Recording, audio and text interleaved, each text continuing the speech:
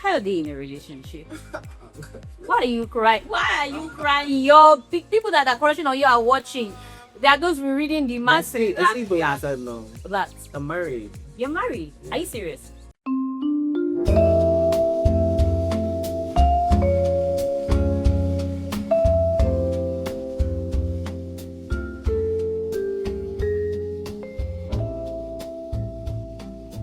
Hi guys, welcome to another fantastic interview conducted for the UncutXtra Magazine Edition 22, themed the Influential Edition. Of course, as you know, the UncutXtra Magazine is a quarterly publication and we have 4 editions in a year. This is the first edition, themed the Influential Edition. We'll be interviewing amazing influential personalities across the entertainment space. And today I have got one amazing person seated right next to me. I am talking about a superstar actor. Recently, I stumbled on his dancing video. So I'm thinking he's trying to pursue a career in dance. I mean, there's nothing impossible for the really mind. Anyway, guys, welcome with me one of the finest young actors that we have in Nollywood at the moment. And I am talking about no other person but Kayode Jnr Ojuolape. Hi. Thank you. Okay, welcome. How do you feel today? Excited to be here. Thank you for having us. Okay, we're so glad that you honored our invitation. So let's start with my first question. According to your bio, you started acting professionally in 2013 when you joined the Real Art Film Academy, right? How was that training from the academy influenced your acting career, Oscar? I would say it influenced it a lot because getting to Lagos in 2013, I had no idea about acting. I didn't know anything about acting. I only knew acting in churches and school. That's like stage play, but it's not professional. Yeah. So going it to Real Art Academy, I learned a lot. I learned the rudiments of acting, what it means to be a professional, to have headshots, monologue, even racing in this ticket. So I would say that A career. Okay, amazing. So I was going to ask that you moved from Ibadan to Lagos. Was it solely for the purpose of acting or you had other factors? Because I was going to ask that. Did you give yourself like an ultimatum? Did you say, okay, if I come into Lagos for this purpose, if it does not work, I'm probably going to go back? Or like, did you have other plans? Because that's such a bold step to make. No, actually, yeah, I didn't plan to come to Lagos for acting. Oh. First of all, I came to Lagos for holiday. Oh. I had no idea I was going to end up a Lagosian. Really? I came to Lagos for to spend a month, Okay. and then I decided, let me just go to Unilag because I had no idea if I wanted to go to school. Really? As at the time? Yeah, I don't like school. Really? I don't like school. I didn't want to go to school, but I have families I go, but that's another story. So I came to Lagos for a holiday and I decided, I guess I could just go to Unilag. So I tried entering Unilag first time, they didn't want me. Second time, they didn't want me. Wow. But during those 2 years, I told my brother that I think I want to pursue acting professionally. So he sent me an audition, it ended up being this hand audition that I set off to pay. Then I had already heard that, you don't pay for an audition, so I just left. And then my sister got me enrolled into Real Art Academy. Like, those are the 2 years I was trying for Yeah. I was also going to Real Art Academy. Oh, okay. So that same 2014, I got my debut movie in an anthology, original movie. Wow. And 2 years after Unilag said they didn't want me, I went to OAU pre-degree. So it's like the third year that I'm paying tuition into OAU to study 4 aspects. Wow. Amazing. Okay, so studying dramatic arts, I know that you would have had experiences on stage and, you would have, because from your story now, you even started acting already. So when you got to school then professionally, I'm sure that they would see you as the star, so they want to I they want to feature you in even the ones that you are not supposed to be in. But I mean, judging by your experience as a stage actor and a screen actor, would you say that some of the trainings that you received as a stage actor also still helps you in characterization when you're trying to build the character for TV at the moment? What they stage will teach you is discipline. That's one thing that they invite me. And I promise you, entering into OAU Dramaticals, there was no professional treatment as though someone has been doing it before. It was fresh. I was fresh from the boat to them, and you have to go through like a 6 weeks training. The quality is Organization, yeah. so it was back there for me was it was so rigid. Every wake up 6 a.m. every day for rehearsals, and then you still have to go to class because you're a student. But yeah, that training, I feel like I have an advantage over screen actors because of discipline.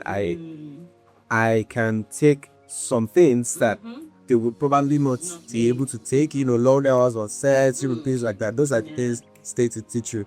And also, in terms of acting, you would know when to exaggerate some things and when to tone it down.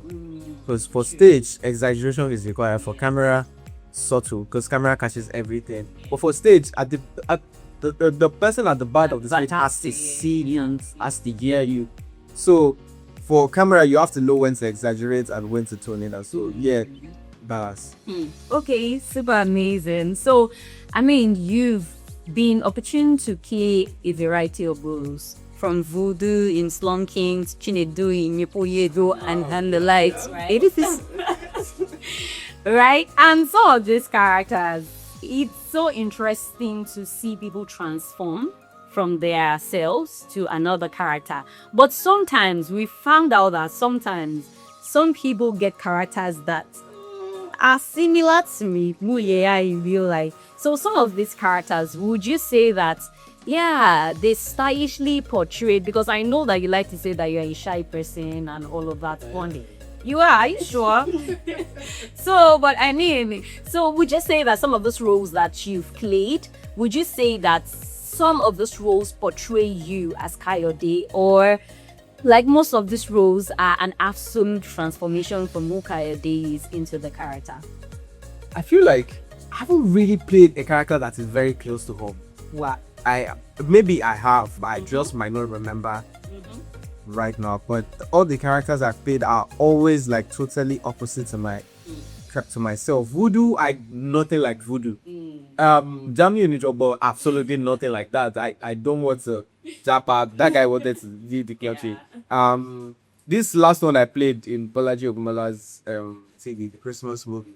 Is that the womanizer? He's troublesome. I'm nothing like that. Are you sure? I promise you I'm not. So I haven't really. But however, people that play characters close to their personalities, that's the art, right? You get a job, and you have to interpret a character by experience or by imagination.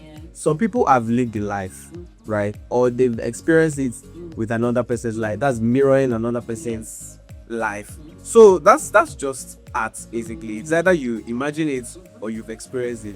If you've experienced it, that's the best. But if you have to imagine it, that's where you have to do assignments, background check, all those things. Okay, so great. So it's even interesting now that we know that is none of those characters like your real self. So which of the characters would you say like challenged you the most? I think it has to be viewed just because of the psychological part of the interpretation, because I had to get into a mindset of a stopped child that his mom is trying to, his parents basically are trying to shrink them from the crime life, but he wants to enter there by force and then ended up causing the death of a whole community. Is crazy. So yeah, it was really challenging. And the scene we shot where everybody died, oh my god. I can imagine. It It was too much. It was too much because there were blood splashing everywhere, people crying, and shooting it was even harder than watching. Really? Yeah, filming that thing was harder than watching me. You know this? I couldn't even understand. Wow. Why didn't you watch it? Is it because you were overly emotional, or like what was the reason? Generally speaking, I don't even like watching myself. So Really, you don't watch I yourself? don't like it, except if it's a premiere. Then I'm there and it's showing me big screen. Yeah, but like I'll not sit down. What? Okay. So I think there was one interview that you did, and you talked about. I think you were trying to talk about the challenges as an actor in school. Then, you talked about juggling school and acting and the strike and all of that. But just like you said about how theater teaches you discipline, do you think that the whole experience is also something that is handy at the moment, dealing with life, dealing with acting itself? Because at the moment, adulthood itself, you have to juggle a lot of things. Just say that has also played like a role in, helping you deal with life at the moment. It definitely has. I mean, school with career was very hard there, especially because of the proximity from the Ife to Lagos. It was very hard. So I wasn't even working as much as I would have loved. It would only be like during the holidays or during the semester where nothing much is really happening, and then I just have to run to Lagos for like a week and run back, and I'll end up spending the money I get on transport fares. So it was even more about career than the money for me then. But so it was very hard. So how that has played a major part in my life right now, because I feel like I can take anything life throws at me. Nothing faces me. It's nothing new. Yeah, I've been through that. So right now I can juggle things together, and I also have the business now. So What comes to that? Okay, so super cool. So having been in the industry, the movie industry for a while, what's one thing that you wish that casting directors and producers could do better? I probably go those though, because I'm not a casting director. Like, wouldn't know how to tell someone else how to dig it through. But I feel like one thing that is common now is among the casted space is going for commercial love that talent. So I mean, in the side of business, it's expandable, but for the consumer, especially those who watch for the exactly enjoying talent.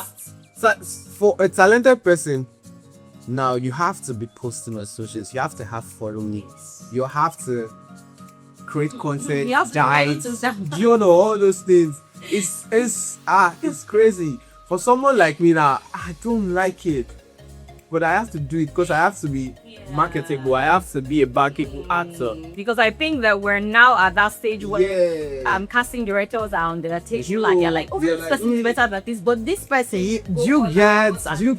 Also, okay, he has talent, but I have 2,000 followers. Who is going to watch him? So it's crazy, but it's the reality we're in right now. Okay, cool. So take us through your process of character development when you earn a role. Like, when you get a role, like what process do you also do to arrive at the realization of that character? So first of all, I read the script for this. It's read first time just for reading, say it, like to get familiar with the story. Second time, focus on my character, and then the third time, which mostly happens in a day for me, in a day of getting the script. Even before the negotiation, I usually just read the script. The third time is now familiarizing myself with other characters. Is my character's relationship with other characters, the goals, ambitions, and all that.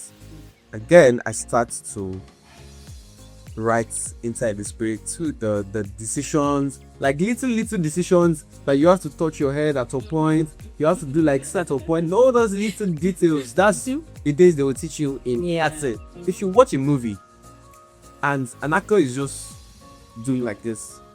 Better be that those things are deliberate. Yeah, It's not just it could be like his mannerisms. yes, it's not just coming, it's deliberate. So things like that, and then find out the goals, how to reach there. So all those things would help your characterization. You would help your character development. Okay, super cool. Now we've had situations where actors, you say, I think there was a time I was also watching an interview with Chief Franklin, and he was talking about how he was, it was a character he had played was lingering beyond performance, like he had already goes doing with assets. Have you ever experienced that situation where, because like actors take quite a while to build a character and is staying that character for the purpose of delivery? Have you ever experienced that situation where after delivering that character, you still hung on to a few of the mannerisms? It was difficult for you to just detach totally from, that character. No, unfortunately, I haven't had the privilege of being that kind of crazy character, because I feel like that probably one that would be close to that would be Woody, but yeah, it still wasn't that person that would not stay in character. I feel like we don't even have the luxury of being as an employee, because if you jump from sex to sex, you can't stay in one character for long, except if it's such a challenging role where you had to even like take a break from filming other series to get into the character. In that case, it will take a while. For Bushi Franklin, Bushi is probably the best actor we have. Let me not say the best, one of the best. Like top 5, and if not even number 5. Yeah. So it makes sense for him to still stay rooted in the character that he plays. I look up to him. Don't we all do? I mean, it is good. Okay, great. Let's talk about one huge or great milestone in your journey. Getting nominated for the Future Awards Africa. After that nomination, would you say, how people say, because things like this come with expectations, and for some people it leads to pressure.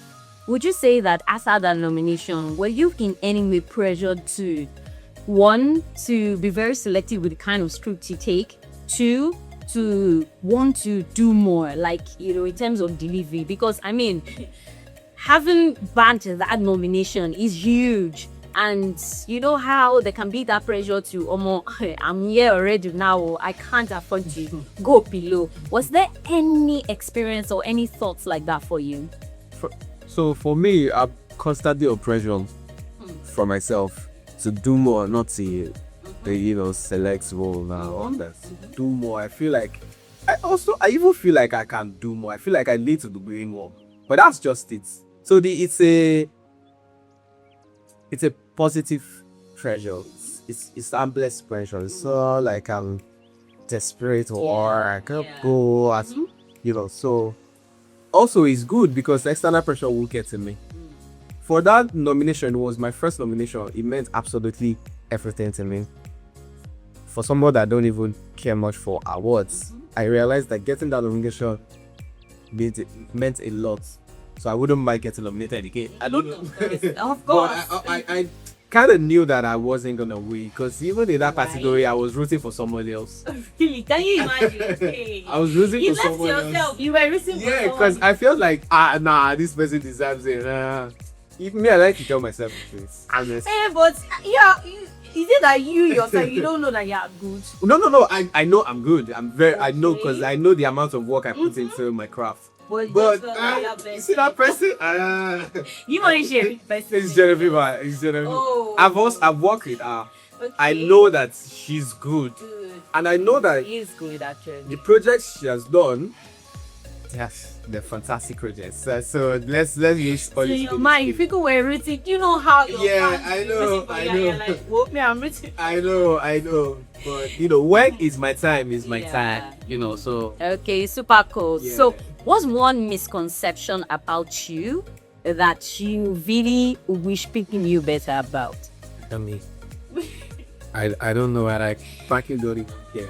Yeah, that is misconception. It's like I haven't even seen anyone that don't like me. You know how people go online and they see haters, people tweeting, I don't like this guy acting. Because I see on Twitter all the time people bash Maurice Sam all the time. Say, this guy does nonsense movies. Guess what? They're still watching.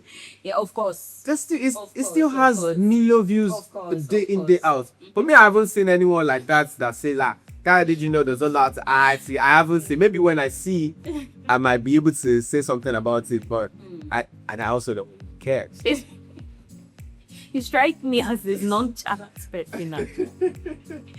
Okay, I mean, I feel like you need that part of you to thrive in this world. Yeah. To be sane, because if you care about what Your people mental are health saying, is yeah, important. honestly. Okay, super cool. What are some non-negotiables for you as an actor and as a person? Non-negotiable. Okay, first of all, you have to pay me. Except if So you don't do all those, we have future. if you want to sell me a dream, I have to believe in that dream for me to be able to work with you without money, because money is important. See, money is important. So first of all, you have to pay me for my work. Now, if you are my friend and I know that you don't have money, This is your passion project. It's a different conversation. Can I be your friend? So You're not the any fashion today. I'm an actor actually, and I produce babies. Oh, okay. So you're new passion project. Yes. okay, it's fine. I'll think about it. I'll think about it. And also, you have to respect my time, because me, I respect your time. Yeah. If you are calling for call time of 9 a.m. Yeah. and I get there 9, okay, Max, because of projects, production, clinical. Start by 11, 12. See, it's ridiculous. So production is even 9 a.m. per time. And you have to be like 4. Honestly, actually. It's crazy. And then by 10 p.m. you say that you want to wrap. They say, no, see the time we started now. Yeah. I still end up treating overnight, but like It's not good. It's not cool, actually. Okay. I believe that a lot of people who read this, who fall into these categories, will do better. Okay, so next in line to the very interesting question. Is Kayode in a relationship? Why are you crying? Why are you crying? Your people that are crushing on you are watching. They are those reading the message. no. That I'm married. you're married. Are you serious? Really? How?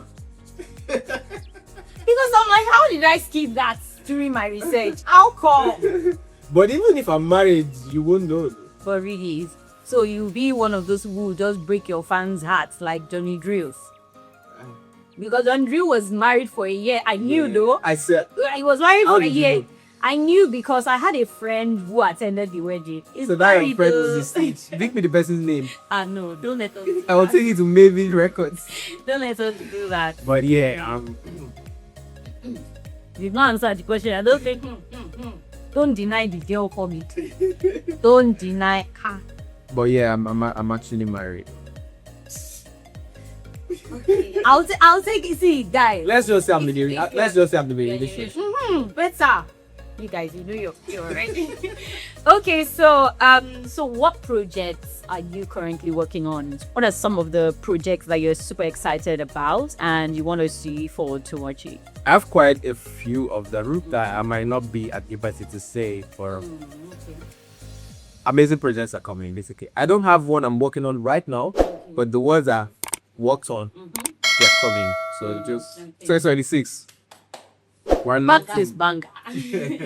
Okay, super cool. So let's talk about MLK. Household MLK? Yeah, Household MLK. Let's talk about the brand. We know that it's a fashion brand. What inspired you to go into Lux? We know that for a lot of people, especially in the movie industry, a lot of people just want to have like a side also. Want to have something that is, who is this one stand, and it is, consistent. Constant. Yes, a constant income. Was that the case for you, or you always loved fashion? Or what bettered that dream of a fashion brand? Initially, House of MLK was supposed to be a fragrance house. Oh. Yeah. And then I realized I love fashion. Right. I might not have the money to show it yet, but I love fashion. I love fashion a lot. So House of MLK came to be because of my love for fashion. So it's not just clothes, but clothes, fragrance, sunshade, cap, shoe, everything about fashion is big. So coincidentally, I'm actually wearing the shirt we lost. Oh, yeah. Yeah, so I launched this one to start so that I will stop procrastinating. So this is just a start. Eventually, more things are gonna be coming in. The more we get, like maybe capital or investors and all that, more things. Even the fragrance I was supposed to start with, I already got like a coat designs from a fragrance store in Dubai. The coat was a lot. That's why we did launch. It was a lot. So that's, but eventually, definitely. I can't wait. Actually, I can't wait. Okay, we can't wait to experience House of MLK in its full entirety. Okay, thank you so much. Before we move on to the game segments, we'll play games actually, and you dance for us. So, okay, so what's your message to your fans, to those who look out to you, and those who also want to be like Kayode in future? I know that to you, you feel like you're still evolving, and of course, you still do greater stuff ahead and all of that. But there's still some people who look at you and they're like, one day I wish or I pray that I'll be like Kayode. What's your message to them? My message to, first of all, my fans would be, thank you very much for watching my movie, for supporting me, for comments. I'm still building like a community and I'm very intentional about it. But thank you very much. And if you have aspirations to also be here to tell stories, just stay genuine to yourself. We don't have to copy the neighbors. We don't have to be like anybody. It's okay to have lectures, to look up to people, but don't be them. Be yourself. Tell the stories, Alice. Yeah. That's it. Okay, thank you so much. Well, we're not going yet, so guys, stay tuned.